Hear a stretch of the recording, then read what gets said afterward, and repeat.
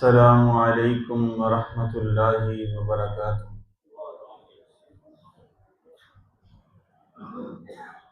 الحمد للہ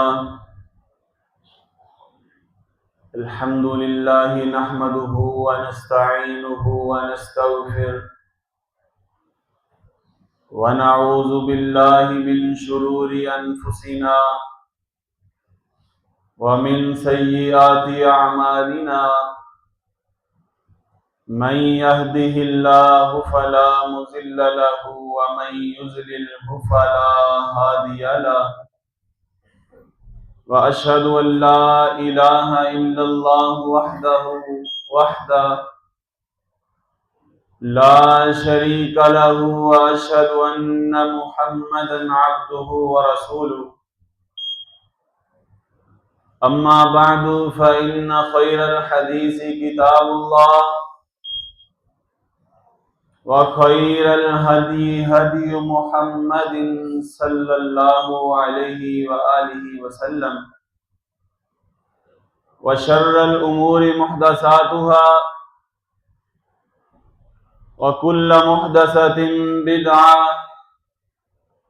وكل بدعة ضلالة، وكل ضلالة في النار. وقال الله تبارك وتعالى في القرآن المجيد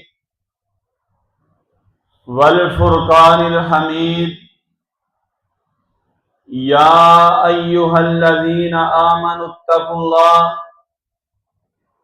حق تقاته ولا تموتن إلا وأنتم مسلمون. يا أيها الناس اتقوا ربكم الذي خلقكم من نفس واحدة وخلق منها زوجها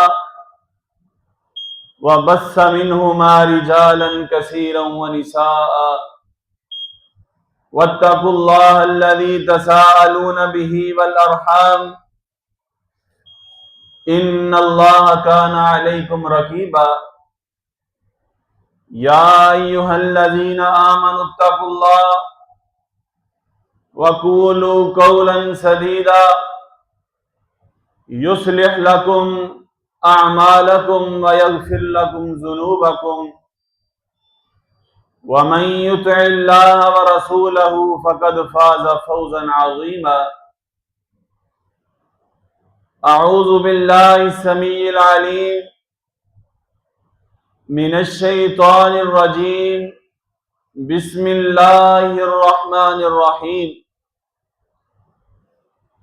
إنا نحن نزلنا الذكر وإنا له لحافظون. صدق الله العظيم. وقال النبي صلى الله عليه وآله وسلم: إنما الأعمال بالنيات. اللهم صل على محمد وعلى آل محمد كما صليت على إبراهيم وعلى آل إبراهيم إنك حميد مجيد. اللهم بارك على محمد وعلى آل محمد كما باركت على إبراهيم وعلى آل إبراهيم إنك حميد مجيد. تمام قسم کی حمد و ثنا، تعریفات، تسبیحات، تکبیرات، تمجیدات، تحلیلات، بزرگیاں، بڑھائیاں، کبریائیاں، شہنشائیاں، یکتائیاں، تنہائیاں صرف اس اللہ مالک العلام کی ذات اقدس و اطہر و اعلی و بالا کے لیے. وہ میرا اللہ فعال لما یرید ہے، علی کل شیء قدیر ہے، نحن اقرب الیہ من حبل الورید ہے، ازل سے اکیلا ہے اور ابد تک اکیلا رہے گا. اس کی شان میں، اس کی قدرت اور کمالات میں، اس کی عظمت میں نہ کوئی شریک ہو سکا ہے، نہ کوئی شریک ہو سکے گا. ان گنت لا تعداد بے حد و حساب درود و سلام امام الانبیاء، امام الرسل، امام المجاہدین، امام المتقین، ساری کائنات کی بہار جناب محمد الرسول اللہ صلی اللہ علیہ وآلہ وسلم کی ذات اقدس کے لیے، پیارے بھائیوں، دوستوں، بزرگوں، زندہ دل عزیز نوجوان ساتھیوں اور پردہ میں سننے والی میری قابل احترام معززات مکرمات ماں اور بہنوں، اللہ رب العالمین کا لاکھوں کروڑوں ہاں بار شکر ہے جس مالک نے سب سے پہلے ہمیں انسان بنایا ہے۔ اس سے بھی بڑا اللہ رب العالمین کا انعام اور احسان یہ ہے کہ مالک الملک نے، بنانے والے نے، انسان بنانے کے بعد جناب محمد الرسول اللہ صلی اللہ علیہ وآلہ وسلم کی امت میں پیدا کیا ہے۔ حضرات عزیز وقار، اللہ رب العالمین نے اس کائنات کے نظام کو بنایا، اس کے اندر پہاڑوں کو گاڑ دیا، سمندروں کو چلا دیا، ریگستانوں کو پھیلا دیا، زمینوں کو بچھا دیا۔ اللہ رب العالمین نے اس روئے زمین کے اوپر طرح طرح کی مخلوقات کو پیدا کر دیا، کچھ کا تعلق پانی کے ساتھ، کچھ کا تعلق ہواؤں کے ساتھ، کچھ کا تعلق زمینوں کے ساتھ۔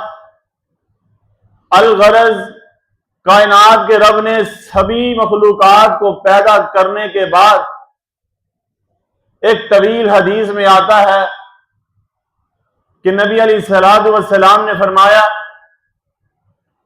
اس کائنات کو رب کائنات نے 7 دنوں میں بنایا ہے۔ ایک دن میں پہاڑ بنائے جا رہے ہیں، ایک دن میں درخت اگائے جا رہے ہیں، ایک دن میں انسانوں کو پیدا کیا جا رہا ہے، ایک دن میں درندوں اور پرندوں اور چرندوں کو پیدا کیا جا رہا ہے، ایک دن میں اچھائی اور برائی کو پیدا کیا جا رہا ہے۔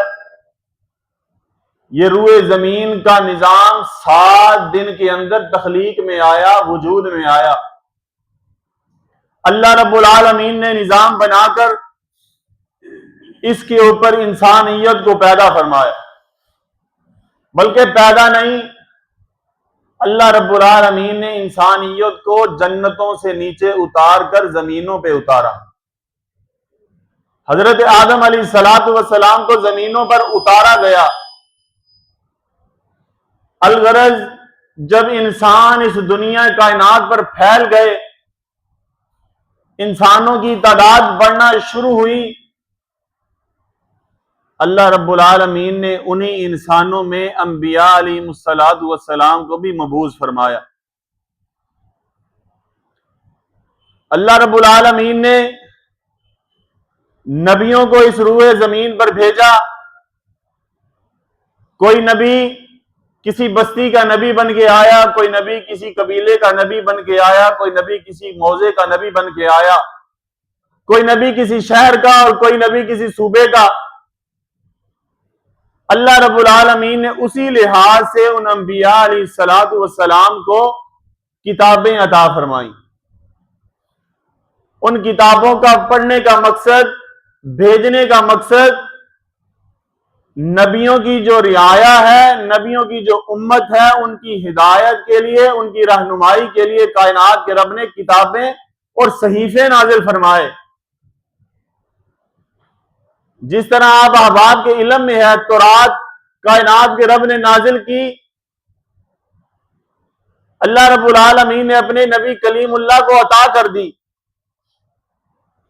اللہ رب العالمین نے انجیل عطا کی، انجیل آسمانوں سے نیچے آئی تو عیسیٰ روح اللہ کو عطا کر دی۔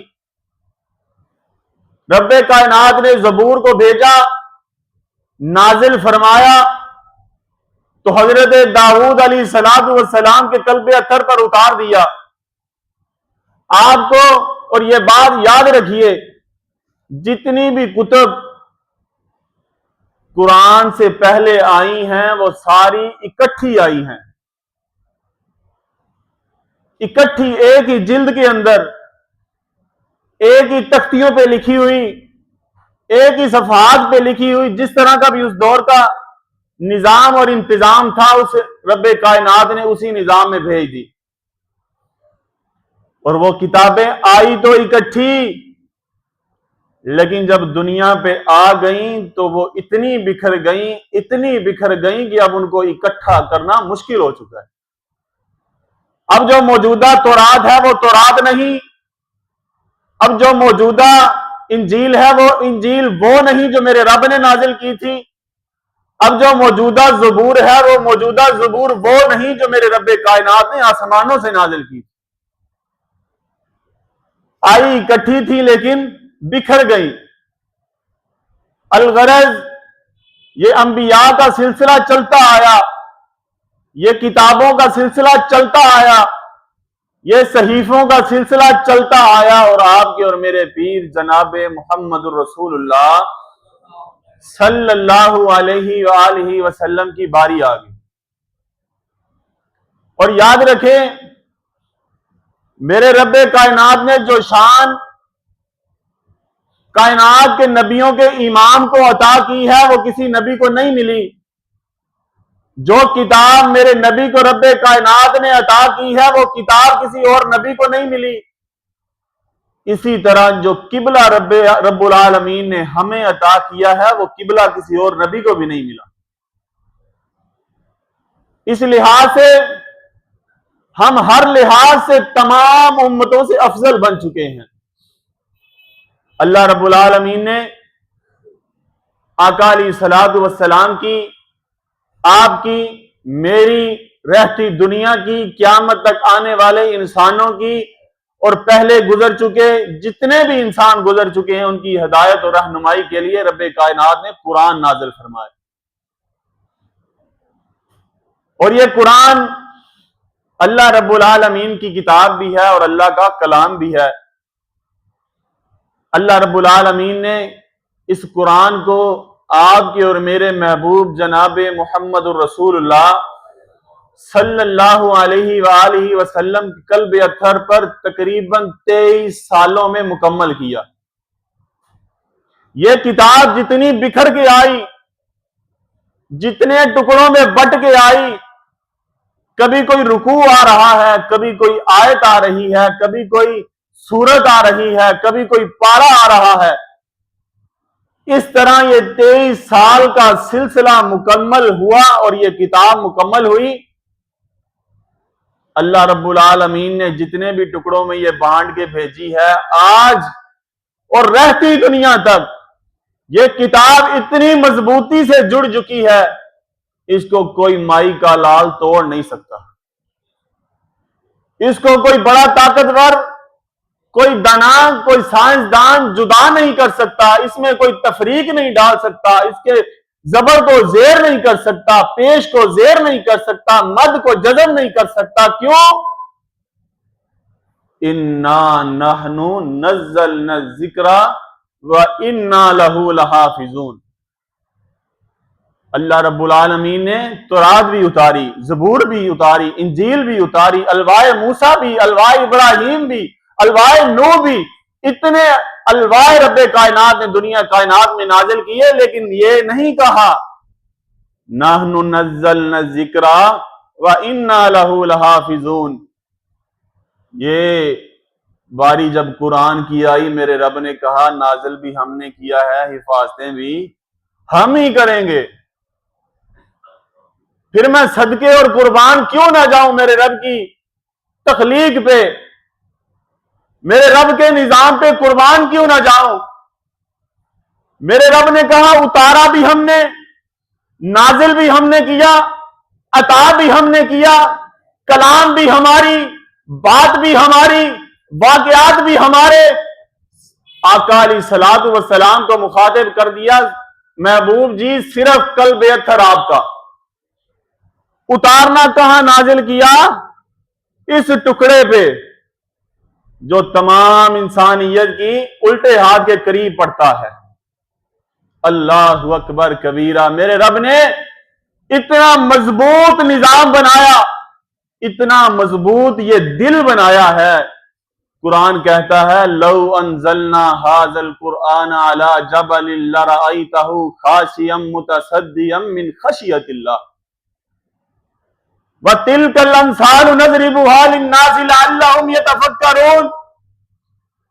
अल्लाह कहते हैं अगर ये कुरान, ये 30 सिपारे, ये 114 सूरतें, ये 540 रुकू, ये 6666 आयात अगर हम पहाड़ों की चोटियों पे नाजिल कर देते तो पहाड़ रेजा रेजा हो जाते।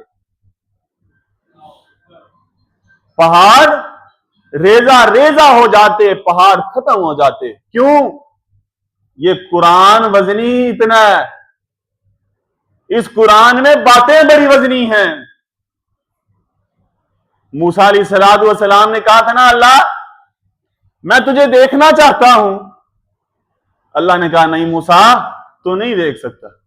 नहीं अल्लाह मूसा की जिद है, मूसा आपको देखना चाहता है।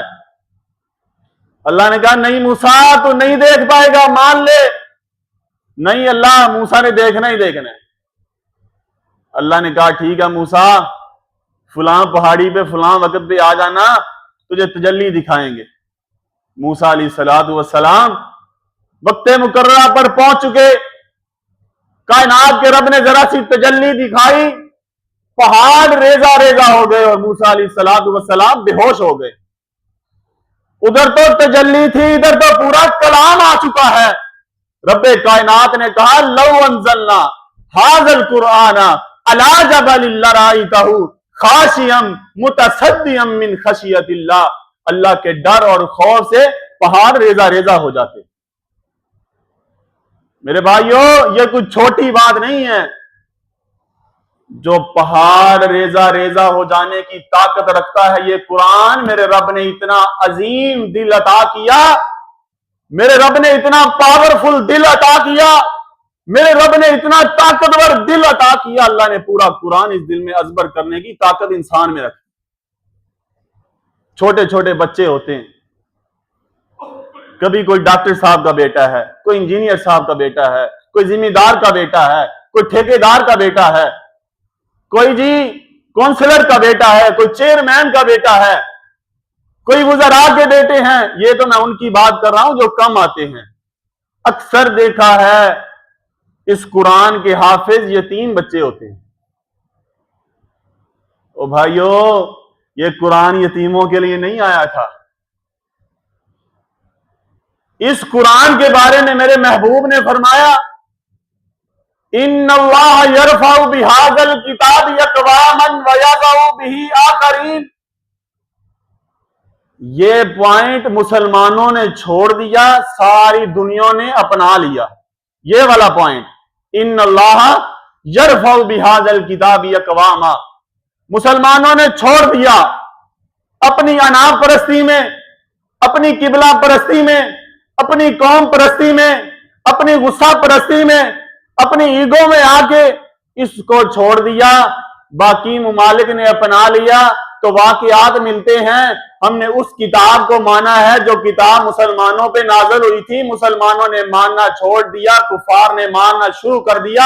आज वह मुसलमानों से लाखों साल आगे हैं, सैकड़ों साल आगे हैं। क्यों? इस किताब की वजह से। ये पॉइंट क्या है? इन्नल्लाह यरफउ बिहाज़ल किताबि अक़वामा, बेशक रब्बे कायनात ने इज्जतें अता की हैं, रिफातें अता की हैं, बुलंदियां अता की हैं इस किताब की वजह से। किनको? कौमों को। एक कौम नहीं, कौमों को। अक़वामा जमा लिखा है, कौमों को जिन्होंने छोड़ दिया। वयज़उ बिही आखरीन, वो आज भी जलील और ख्वार हो रहे हैं। जिन्होंने इस किताब को मानना छोड़ दिया इसको पढ़ना छोड़ दिया, इस पे अमल करना छोड़ दिया, इसको पढ़ना छोड़ दिया, सीखना छोड़ दिया, सिखाना छोड़ दिया, आगे फैलाना छोड़ दिया, अल्लाह रब्बुल आलमीन ने उनको जलीलो ख्वार कर दिया। अब वो किस तरह तरक्की में, उन्होंने पढ़ना तो नहीं है, वो बड़े समझदार हैं। जाहिरी बात है, रब्बे कायनात ने जहानत हर इंसान को दी है, दिल दिमाग हर इंसान को दिया, सोच बूझ हर इंसान को दी। उन्होंने अपनी जुबानों में इसका तर्जमा कर लिया। जब इसके उसूलों पे अमल करना शुरू किया, और भाइयों ये मुकम्मल ज़ाब्ता हयात है, ये बिजनेस भी सिखाती है, ये तिजारत भी सिखाती है, ये दुनिया के मामलात भी सिखाती है, अमीर होना भी सिखाती है, गरीबी में बसना भी सिखाती है, अमीरी के रुतबे भी दिखाती है, ये सारा कुछ ही सिखाती है। मुकम्मल ज़ाब्ता हयात रब्बे कायनात ने 30 सिपारों में रख दिया, और कोई किताब पढ़ने की जरूरत नहीं है अगर कोई इसको समझना चाहता है तो। इन्नल्लाह, बेशक अल्लाह ताला ने यरफाउ, बुलंद कर दिया, इज्जतें दे दी, रिफतें दे दी उन कौमों को जिन्होंने इस कुरान को अपने सीने से लगा लिया। और अब आप याद रखें, मेरे बुजुर्ग बैठे हैं, मैं तो अदना सा तालिब इल्म हूं, नाकिस सा मेरा इल्म है, गुनाहगार सा बंदा हूं, गुनाहगार सी आंखें हैं, गुनाहगार सी जुबान है। बस दुआ यह है कि कायनात का रब इस जुबान से कभी झूठ ना बुलवाए अपने नबी के मिंबर पे खड़ा होकर। और दुआ ये करता हूं कि अल्लाह रब्बुल आलमीन मुझे हक सच बयान करने की तौफीक अता फरमाए। अल्लाह रब्बुल आलमीन ने इज्जतें अता की, रिफतें अता की, बुलंदियां अता कर दी। क्यों? इस किताब की वजह से। किताब कोई आम किताब तो नहीं, एक जिंदा व जावेद मिसाल आपकी सामने रखना चाहता हूं। अल्लाह रब्बुल आलमीन की किताब को याद करने वाले अक्सर कौन होते हैं? गरीब लोग होते हैं, अक्सर वो बच्चे होते हैं जिनके वालिदैन में से कोई एक या दोनों दुनिया से चले जाते हैं। बहुत ही कम होते हैं इंजीनियर साहब का बेटा, डॉक्टर साहब का बेटा, अमीर तबकात के लोग इस कुरान को अपना बच्चा कुरान के हवाले करना पसंद करें। बहुत कम लोग होते हैं, लेकिन हमें मुबारक है, हमें खुशी है, जो भी आता है आए तो सही। अक्सर घरानों में पता क्या बात होती है, कहते हैं ये बच्चा बड़ी अच्छी बातें करता है, बड़ा समझदार है, दाना है, इसको हम डॉक्टर बनाएंगे। ये बड़ा चालाक है, इसको पुलिस वाला बनाएंगे।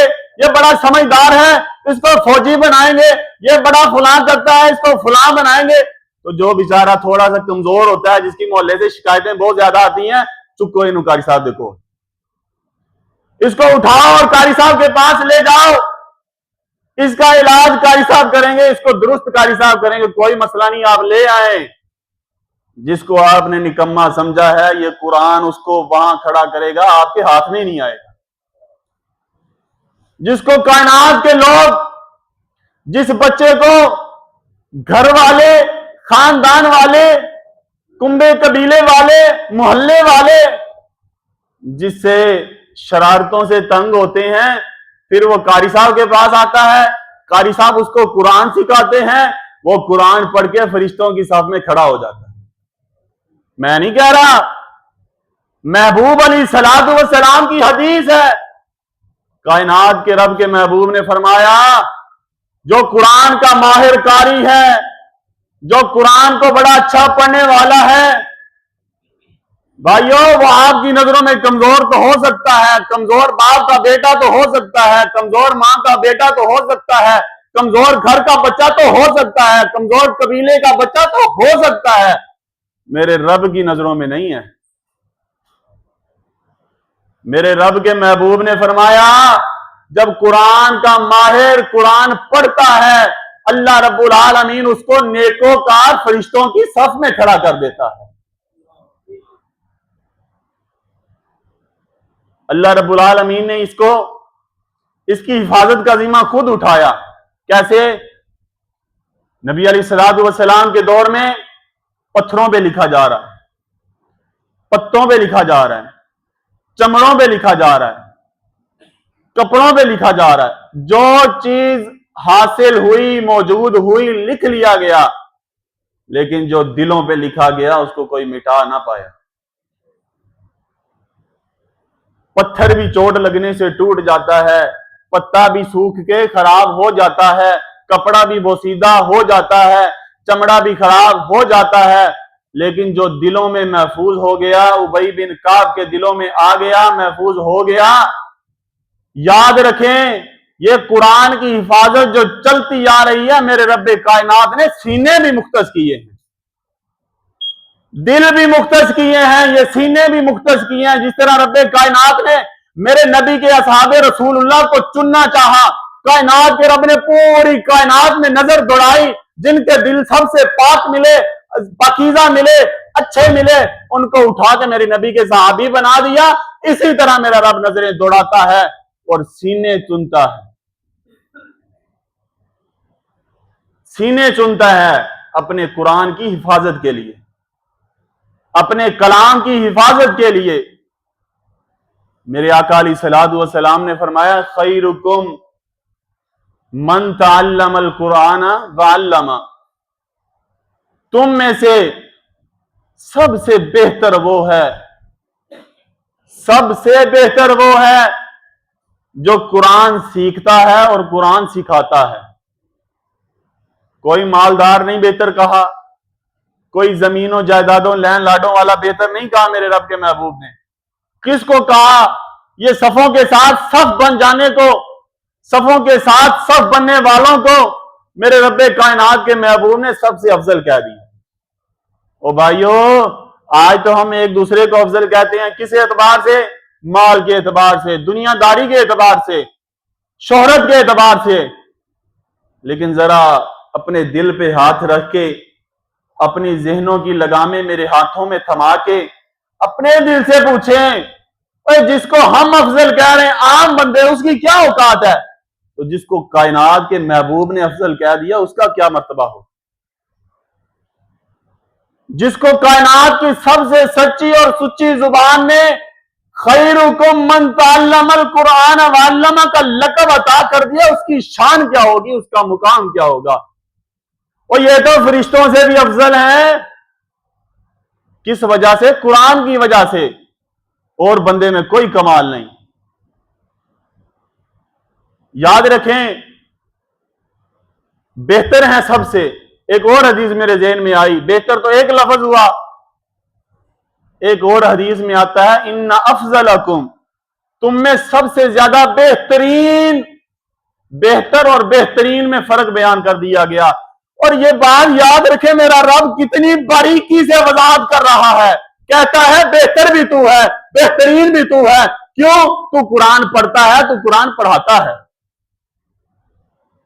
یہ میرے بزرگ تشریف فرما ہے۔ میں بات یہ کرنا چاہ رہا تھا کہ پہلے 20 سال 10 سال 15 سال 25 سال پیچھے چلے جائیں تو یوں ہوا کرتا تھا کہ فجر کی نماز اکثر لوگ پڑھنے آیا کرتے تھے مساجد میں، مساجد بڑی آباد ہوا کرتی تھی ماشاءاللہ۔ تو اس کے بعد اکثر لوگ، تقریباً 95% لوگ اپنے اپنے قرآن اٹھا کے، اپنی اپنی ریلیں اٹھا کے اپنا سبق پڑھتے تھے۔ کیا کرتے تھے؟ سبق پڑھتے تھے۔ سبق کہتے تھے اس زبان میں، ابھی بھی کہتے ہیں، میں جی میں سبق پڑھنے لگا ہوں۔ اب تو وہ رونقیں ہی ختم ہو گئی ہیں نا، اب وہ رونقیں بڑی مشکل سے ملتی ہیں، بلکہ ملتی نہیں ہیں۔ میرے بھائیو، وہ رونقوں کو دوبارہ آباد کرنا چاہتے ہو تو میں ایک حدیث آپ کی گوش گزار کرنے لگا ہوں۔ وہ رونقیں جو اب گم ہو چکی ہیں، ان کو دوبارہ آباد کرنے کی بھی کبھی کوشش کیا کریں، کیونکہ یہ قرآن نیا نہیں آنا، یہ قرآن یہی رہنا ہے، اس کو کوئی بدل نہیں پائے گا۔ اسی قرآن کو پڑھنا پڑے گا، اسی میں افضلیت ہے، اسی میں شان ہے، اسی میں مقام ہے، اسی میں تمام قسم کی بلندیاں ملنے والی ہیں۔ میرے محبوب علیہ الصلوۃ والسلام نے فرمایا، کون ہے تم میں سے،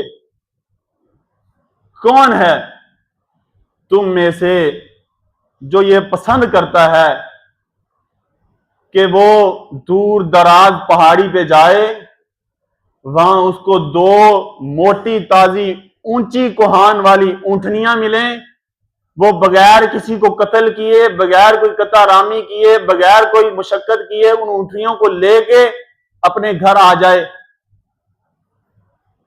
تو اصحاب رسول اللہ نے کہا، اللہ کے نبی، ہم تو سبھی چاہتے ہیں کہ ہمیں فری میں 2 اونٹنیاں مل جائیں، اونچی گوہان والی بھی ہوں اور موٹی تازی بھی ہوں اور تازہ بھی ہوں؟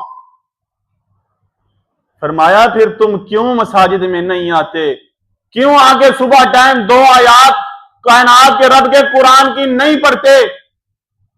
فرمایا کیا لگ نبی کہنا کیا چاہ رہے ہیں؟ فرمایا جو بندہ صبح آتا ہے، نماز کے بعد رب کائنات کی قرآن کی کلام کی 2 آیات پڑھتا ہے مسجد میں بیٹھ کے، اس کو اللہ رب العالمین وہ 2 اونٹنیاں اپنے رستے میں قربان کرنے سے زیادہ ثواب عطا کرتے۔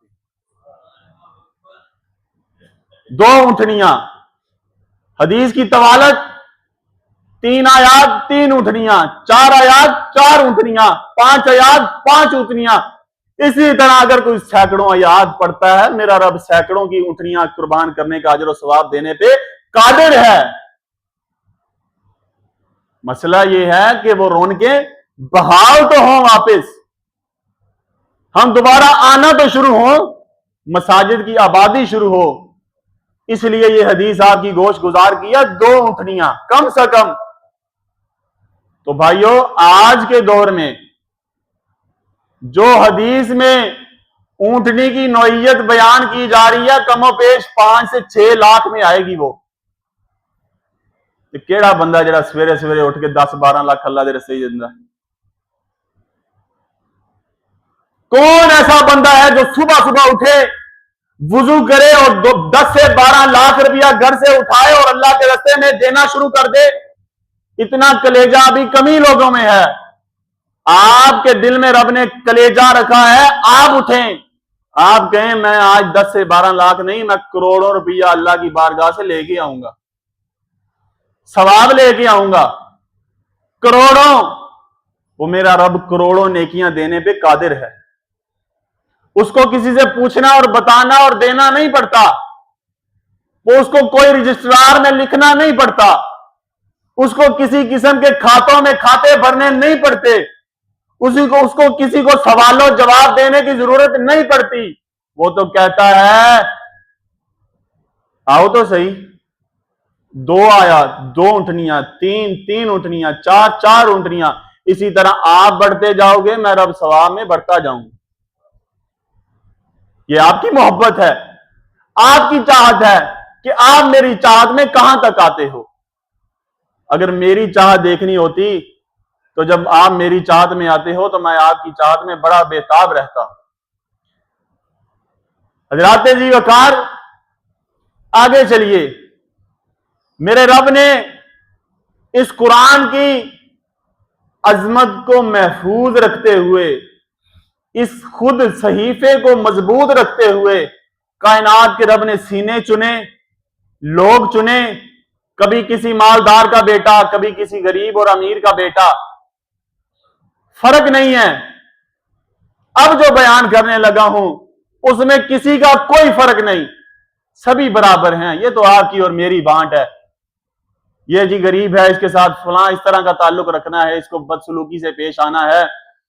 بلکہ بدسلوکی سے بات یاد آئی، حدیث یاد آئی، نبی علیہ السلام نے فرمایا دلوں پہ ہاتھ رکھیں۔ اب یہ جو حدیث آپ کو سنانے لگا ہوں نا، آپ نے بعد میں آ کے میرے سے پوچھنا ہے قاری صاحب انہا حوالہ جو مینوں یہ بتائیں کہاں پہ آتی ہے۔ یہ حدیث بھی حسن ہے، صحیح البانی میں بھی موجود ہے۔ یہ حدیث سن کے آپ کے رونگٹے کھڑے ہو جائیں گے، اور جن کو آپ کائنات کا ذلیل انسان سمجھتے ہو، جن کو آپ کائنات کا کم تر انسان سمجھتے ہو، جن کو آپ کی نزدیک کسی کی کوئی اہمیت نہیں ہے، اللہ کہتے ہیں بلا شبہ، حدیث شروع بلا شبہ، بے شک، یقیناً آپ کے اوپر لازم ہے کہ آپ کے اندر جو بزرگ ہیں آپ ان کا ادب کریں۔ آپ کے اوپر لازم ہے کہ آپ کے اندر جو صاحب قرآن ہے، قرآن پڑھتا اور پڑھاتا ہے، آپ کے اوپر لازم ہے کہ آپ اس کا ادب کریں، اس کی عزت کریں، اس کا وقار کریں، اس کا خیال رکھیں۔ آپ کے اوپر لازم ہے کہ آپ کے اندر جو عادل حکمران ہے اس کی عزت کریں، اس کے خلاف باتیں نہ کریں، اس کی عزت اور مقام اور شرف کا خیال رکھیں۔ یہ اسی طرح ہے جس طرح آپ نے اپنے رب العالمین کی عزت رکھی. ان کی عزت کرنا اللہ کی عزت کرنے کے حصے میں سے حصہ ہے. بات چل رہی تھی کہ بیٹا چھوٹا ہو یا بڑا قرآن کا محافظ ہے، قرآن کو سینے میں ازبر کرنے والا ہے. اور یہ بات تو آپ سب کے سامنے ہے، کوئی دور دراز کی باتیں تو ہے نہیں. آپ لوگ خود ہی کہتے ہیں جو حافظ ہوتا ہے، جو قاری ہوتا ہے، اس کا ذہن ویسے ہی کھلا ہوتا ہے، وہ دنیا کی کتابیں جلدی یاد کر لیتا ہے. وہ کتابیں اس کے لیے آسان ہوتی ہیں. کیوں آسان ہوتی ہیں؟ کیا وہ کتابیں مشکل نہیں ہیں؟ اس وجہ سے آسان ہوتی ہیں کیونکہ قرآن اس کے سینے میں ہے، کلام اللہ اس کی زبان پہ ہے، رب کا قرآن اس کے دل میں ہے، اس لیے آسان ہوتی ہیں. اللہ کی مدد شامل حال ہوتی ہے. اب یہ بات جو کسی تفریق کے بغیر، کسی اونچ نیچ کو برابر رکھے بغیر رب العالمین کے محبوب نے فرمایا جب آپ کا حافظ قرآن بیٹا، قرآن کا متعلم بیٹا، میری دعا ہے جتنے میرے بھائی بیٹھے ہیں، میری بہنیں بیٹھی ہیں، میرے بزرگ اور میری مائیں بیٹھی ہیں، ان سب کو اپنی اولادوں کو اپنے لیے صدقہ جاریہ بنانے کے لیے مساجد کا رخ کروانے کی توفیق عطا فرمائے. اب جو بچہ گھر سے نکلا ہے کس لیے؟ اللہ کی کلام کو یاد کرنے کے لیے. آپ کے باقی بچے بھی نکلتے ہیں گھر سے، کوئی سکول جانے کے لیے، کوئی کالج جانے کے لیے، کوئی کام پہ جانے کے لیے، کوئی یونیورسٹی جانے کے لیے، دیگر معاملات کے لیے. ان کی کوئی فکر نہیں ہے، ان کا کوئی حساب کتاب یہ لکھنے والے بیٹھے ہیں، بس کوئی ضرورت نہیں ہے ان کی اور حفاظتوں کی. لیکن یہ جو شہنشاہ نکلا ہے، یہ بادشاہ جو نکلا ہے نا، یہ قرآن کا متعلم جو نکلا ہے، قرآن سیکھنے والا، اللہ کے کلام کو یاد کرنے والا جب گھر سے نکلا ہے، میرے رب کے محبوب نے فرمایا یہ دنیا میں نہیں چل رہا، یہ جنت کا رستہ طے کر رہا. یہیں پہ بس نہیں، آپ کے باقی بچے اپنے مقامات پہ پہنچے، فرشتوں کو کوئی فکر نہیں. یہ بچہ جب مسجد میں آیا، وضو کر کے بیٹھ گیا، قاری صاحب کے سامنے بیٹھ گیا، قرآن کھول لیا، پڑھنا شروع کر دیا. آپ آگے اللہ نے فرشتوں کی ڈیوٹیاں بانٹی ہیں. کسی کو ہواؤں کا نظام دیا، کسی کو بارشوں کا نظام دیا، کسی کو زمین کا نظام دیا، کسی کو کرامن کاتبین بنا دیا، کسی کو اللہ رب العالمین نے قبر میں سوال و جواب کرنے کے لیے مختص کر دیا. کوئی جنت میں رہتے ہیں، کوئی دوزخ کے وہ بن گئے ہیں دروگے. اسی طرح اللہ رب العالمین نے کچھ فرشتے خاص کیے ہیں جن کا کام کیا ہے؟ ان کا کام یہ ہے وہ چکر لگاتے ہیں، اڑتے ہیں زمین و آسمان کے درمیانی خلا میں. اور میرے بھائیو، جب یہ آپ کا بیٹا، آپ کا بچہ، آپ کی بیٹی گھر سے، ثواب میں دونوں ہی برابر ہیں، یہ یاد رکھیں، بیٹی اور بیٹا دونوں ہی گھر سے نکلے، یہ بادشاہ گھر سے نکل رہا ہے. اللہ رب العالمین کے فرشتوں نے، یہ حدیث بعد میں سنائیں گے، پہلے جنت کا رستہ طے کروایا، پھر ان فرشتوں کو کہا جاؤ چکر لگاؤ، کہاں بیٹھے ہیں میرے حافظ قرآن بچے، قرآن کو یاد کرنے والے کہاں بیٹھے ہیں، میرے نظام کو، میرے کلام کو یاد کرنے والے کہاں بیٹھے ہیں. جب فرشتے ڈھونڈتے ہیں، ایک فرشتے کو جب حفظ کی کلاس ملتی ہے نا، وہ دور سے آوازیں لگانے لگ جاتا ہے، ہلومی ادھر آ جاؤ، ادھر آ جاؤ، لب گئے نے، آ جاؤ، مل گئے ہیں. کون مل گیا ہے؟ اللہ کی کلام کو یاد کرنے والے مل گئے، وہ صفوں سے صفیں بننے والے مل گئے ہیں، وہ اپنے پاؤں پہ نشانات بنوانے والے مل گئے ہیں، وہ قرآن یاد کرنے والے مل گئے ہیں. سارے فرشتے پھر اکٹھے ہو جاتے ہیں. اب وہ فرشتے اپنے پروں سے ان کے گرد دائرہ بناتے ہیں، وہ دائرہ چلتا چلتا رب کائنات کے عرش تک پہنچتا ہے. کیا میرے رب کو نہیں پتا وہاں حفظ کی کلاس لگی ہے؟ پتہ ہے. اور میرے بھائیوں میرے رب کو پسند ہی بڑے ہیں یہ لوگ. حضرت علی رضی اللہ تعالیٰ نا ایک جگہ سے گزرے تو قرآن پڑھنے اور پڑھانے کی آوازیں آنے لگی. تو حضرت علی رضی اللہ تعالیٰ نے کہنے لگے مبارک ہو آپ لوگوں کو، آپ وہ لوگ ہیں جو میرے نبی کو بڑے پسند تھے. ان کو اللہ بہترین بھی کہہ رہا ہے، ان کو اللہ اپنے محبوب کا پسند بھی کہہ رہا ہے، ان کو اللہ ان کا رستہ اللہ جنت کا رستہ بنا رہا ہے. ان کے پڑھنے کو کائنات کا رب فرشتوں کے پروں میں چھپا رہا ہے. یہیں پہ بس نہیں، یہ نیچے پڑھ رہے ہوتے ہیں قاری صاحب کے پاس، ایک کلاس فرشوں پہ لگی ہوتی ہے، ایک کلاس عرشوں پہ لگ جاتی ہے. میرا رب وہاں بات کرتا ہے فلاں بن فلاں کا بیٹا قرآن کا حافظ بن رہا، فلاں بنتے فلاں کی بیٹی قرآن کی حافظہ بن رہی ہے. ادھر دوسروں کے بچوں کی تعریف کرنا بڑا مشکل ہوتا ہے. ہم چاہتے ہیں ہمارے بچے کی تعریف ہو. بھائیو یہ تو لوگوں کی زبانیں ہیں. آپ وہ کام کیوں نہیں کرتے کہ لوگوں کی زبانوں کی ضرورت نہ پڑے، ڈائریکٹ عرش بری سے آوازیں آئیں، وہاں سے فرشتے آپ کے پیغامات لے کے جائیں، اپنے پروں میں لپیٹ کے لے کے جائیں، عرشوں پہ کلاسیں لگ جائیں، آپ کے بیٹے کا نام آپ کے باپ کے نام کے ساتھ جڑ کے وہاں بیان ہو جائے. اس سے بڑی افضلیت کیا چاہیے؟ کیا اس سے قیمتی سودا ہو سکتا ہے؟ آگے چلیے. وہ بچہ وہ جو قرآن کا متعلم ہے، قرآن کو پڑھنے والا ہے، قرآن کو یاد کرنے والا ہے، آ کر تختی پہ بیٹھنے والا ہے، جب وہ گھر سے نکلتا ہے نا، یہ حدیث آپ نے 12 بار سنی ہوگی، لیکن جو انداز میں آپ کو بتانے والا ہوں وہ شاید نہ سنا ہو. جب وہ بچہ گھر سے نکلتا ہے، اپنے دروازے کی دہلیز کو پار کرتا ہے، ادھر ماں باپ کی دعائیں لے کے نکلتا ہے، گھر کی دہلیز سے باہر نکلتا ہے، اللہ اعلان کر دیتے او میرے فرشتوں کہاں ہو. ادھر بادشاہ گھر سے نکل رہے ہیں. حضرت عمر رضی اللہ تعالیٰ عنہ نا ایک چکر لگا رہے تھے، تو غالباً شاید یمن تھا یا کون سا علاقہ تھا میرے ذہن سے نکل گیا. تو اپنے وزیر سے پوچھا وہاں کے علاقے کو گورنر کون سا بنایا، کون گورنر؟ فرمایا وہ میرا غلام تھا، اس کو میں نے وہاں کا گورنر ہی عطا کیا، دے دیا. حضرت عمر کہنے لگے غلام کو گورنر بنا دیا؟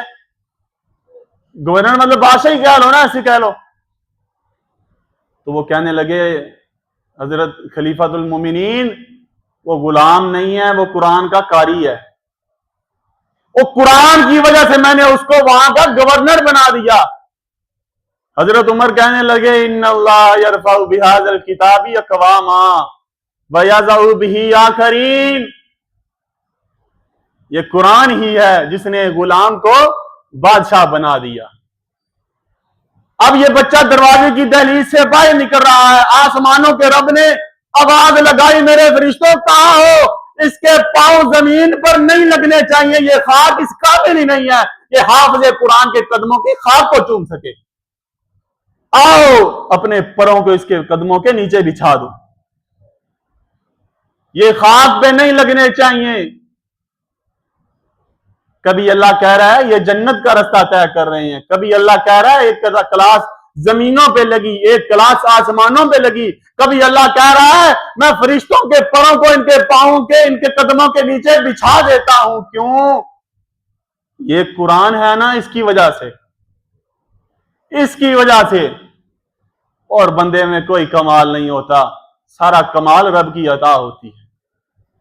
اس کلام اللہ کی وجہ سے، اس کو پڑھنے اور یاد کرنے کی وجہ سے میں نے اس کے قدموں کو زمینوں پہ لگنا گوارا نہیں سمجھا. گھر سے چلا، مسجد تک آیا، اللہ کے فرشتوں کے پر اس کے قدموں کے نیچے. بھائیو یہ کوئی چھوٹی عظمت والی بات نہیں ہے. یہاں پہ کچھ اس طرح اگر بیان کر دیا جائے، ہمارے ہاں کوئی معزز شخصیت آتی ہے نا، ہم اس کے لیے بڑا اہتمام کرتے ہیں، بڑی لائٹنگ ہوتی ہے، بڑے پھول نشاور کیے جاتے ہیں، کوئی اخیر کر دے تو ریڈ کارپٹ بچھا دیا جاتا ہے، جی فلاں صاحب آ رہے ہیں، فلاں صاحبہ آ رہی ہیں، ان کی عظمت کے لیے، ان کی تکریم کے لیے ریڈ کارپٹ بچھایا جا رہا ہے، ان کے لیے، ان کے اوپر پھول پھینکنے کے لیے یہ پھولوں کی ٹرے سجائی گئی ہیں، ان کو خوش آمدید کہنے کے لیے لائٹوں سے خوش آمدید لکھا جا رہا ہے، پھولوں سے لکھا جا رہا ہے، ویلکم کو پھولوں سے لکھا جا رہا ہے۔ بھائیو، اور یہ تو آپ کی اور میری تکریم ہے، عزت کرنے والے بھی لوگ، عزت کرنے والے بھی انسان، آنے والا بھی انسان، عزت کرنے والے بھی انسان، جو آیا ہے وہ بھی انسان۔ ادھر دیکھیں، قدم تو انسان کے ہیں لیکن آگے ویلکم کرنے والے آسمان کے فرشتے ہیں۔ کس وجہ سے؟ قرآن کی وجہ سے۔ یہ جو قرآن ہم نے آج چھوڑ دیا ہے، اس کو پڑھنا بھی چھوڑ دیا، اس کو یاد کرنا بھی چھوڑ دیا، اس کو حفظ کرنا بھی چھوڑ دیا، شاید مایوب سمجھنے لگے ہیں اس کو۔ یہی قرآن ہے، یہی کتاب ہے، یہ بھائیوں یاد رکھیں۔ آپ کا بچہ جب یہ قرآن پڑھتا ہے نا، حدیث میں آتا ہے، ٹائم بھی اب تھوڑا رہ گیا، ایک حدیث بیان کر کے بات ختم کرتے ہیں۔ حدیث میں آتا ہے، نیک بندہ اللہ کی جنت میں پھر رہا ہوتا ہے، اچانک سے اس کا ایک لیول، ایک مرتبہ، ایک درجہ بلند ہو جاتا ہے، بندہ بڑا حیران ہوتا ہے۔ آپ یہاں بیٹھے ہیں، اچانک سے آپ کی آنکھیں ایسے پلکیں ایک دوسرے سے ملے اور آپ چھت پہ پہنچ جائیں، حیران تو ہوں گے نا۔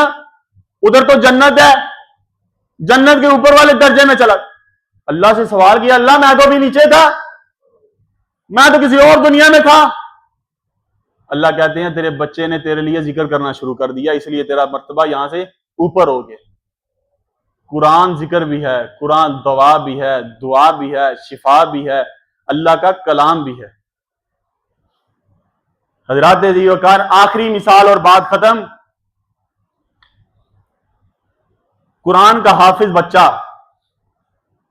اگر یتیم باپ کا ہو، غریب باپ کا ہو، اس کے ماں باپ نہ ہوں، کوئی والی وارث نہ ہو، امیر باپ کا ہو، وکیل کا ہو، ڈاکٹر صاحب کا ہو، انجینئر صاحب کا ہو، پیر صاحب کا ہو، ولی صاحب کا ہو، ٹھیکیدار یا ذمہ دار صاحب کا ہو، امیر کا بچہ ہو، بزنس مین کا بچہ ہو، بزنس وومین کا بچہ ہو یا بچی ہو، جب وہ مصلی رسول پہ کھڑا ہو جاتا ہے، یہ زندہ مثال ہے، جب وہ مصلی رسول پہ کھڑا ہو جاتا ہے، میرے رب کی طرف سے حکم ہو جاتا ہے، پیچھے جج بھی کھڑا ہے، کائنات کا اگر وزیر بھی کھڑا ہے، بادشاہ بھی کھڑا ہے، کوئی افضل سے افضل رتبے والا کھڑا ہے، خبردار، جب تک میرا یتیم حافظ قرآن اللہ اکبر نہیں کہے گا، رکوع میں نہیں جانا، اگر چلا گیا تیری عقل گدھے کی کر دوں گا، رکوع میں نہیں جانا، وہی یہ شان کم ہے، یہ مقام کم ہے۔ حضرات عزیز وقار، اللہ رب العالمین کی بارگاہ میں دعا ہے کہ کائنات کا مالک و خالق ہمیں اپنی کتاب سے دوبارہ محبت کرنے کی توفیق عطا فرمائے۔ پہلے بھی کرتے ہیں، یہ بات نہیں ہے، اگر ٹائم تھوڑا اور ہوتا تو میں بتاتا، یہ قرآن پڑھنے والا بچہ دنیا میں اگر اکیلا پڑھتا ہے نا، اکیلے کو نیکیاں نہیں ملتی، اس کو بھی ملتی ہیں، اس کی ماں کو بھی ملتی ہیں، اس کے باپ کو بھی ملتی ہیں، اس مسجد مدرسے کی انتظامیہ جو ان کے لیے تمام معاملات کو آسانی، ان کو بیٹھنے کا جگہ، اے سی، لائٹیں، پنکھے فراہم کرتی ہے، ان کو بھی ملتی ہیں، ان کے ساتھ معاملین کو بھی ملتی ہیں، اور یہ نیکیوں کا سلسلہ تو مکتا ہی نہیں ہے۔ بس مسئلہ یہ ہے کہ نیکیاں کمانے والے بچے تو بھیجیں، مسجدوں کو آباد کرنا تو دوبارہ شروع کریں۔ اللہ رب العالمین کی بارگاہ میں دعا ہے، کائنات کا مالک و خالق ہمیں ان 30 پاروں سے محبت بحال رکھنے کی توفیق عطا فرمائے۔ اللہ وہ رونقیں، وہ جو فجر کی نماز کے بعد ہوا کرتی تھی کہ میں اپنا سبق پڑھ رہا ہوں، میں اپنا سبق پڑھ رہی ہوں، میں اپنا سبق پڑھ رہا ہوں، بزرگ کہتے تھے بڑے کہتے تھے، نوجوان کہتے تھے، اللہ جو چیزیں گم ہو چکی ہیں وہ دوبارہ ہمیں لوٹانے کی توفیق عطا فرمائے۔ اللہ دوبارہ ان مساجد کو فجر کی نماز میں بھروا دے، ان کے اندر نمازیوں کا ایک جمع غفیر بھی بھیج دیا کر۔ یہ جو 2-4 کھڑے ہوتے ہیں یہ بھی بڑے اللہ کے مہمان ہوتے ہیں۔ تو بھائیوں، وہ جو چیزیں ہم گم کر چکے ہیں، جو چیزیں ہم اب ملنے سے بھی نہیں مل رہی، ہم نے ہی واپس لے کے آنی ہے، کوئی اور مخلوق نہیں آئے گی۔ اگر ہم نہ لے کے آئے نا تو اللہ کہتے ہیں اگر تم نہیں آؤ گے تو میں تمہیں ختم کر کے میں اور لے آؤں گا جو آئیں گے بھی اور جائیں گے بھی۔ اس حدیث کا ترجمہ آپ کو بعد میں سمجھ آئے گا۔ اللہ رب العالمین کی بارگاہ میں دعا ہے، جو گناہگار نے بیان کیا، جو میرے سامعین نے سنا، اللہ ہم سب کو اس پہ عمل پیرا ہونے کی توفیق عطا فرمائے۔ وآخر دعوانا الحمدللہ رب العالمین۔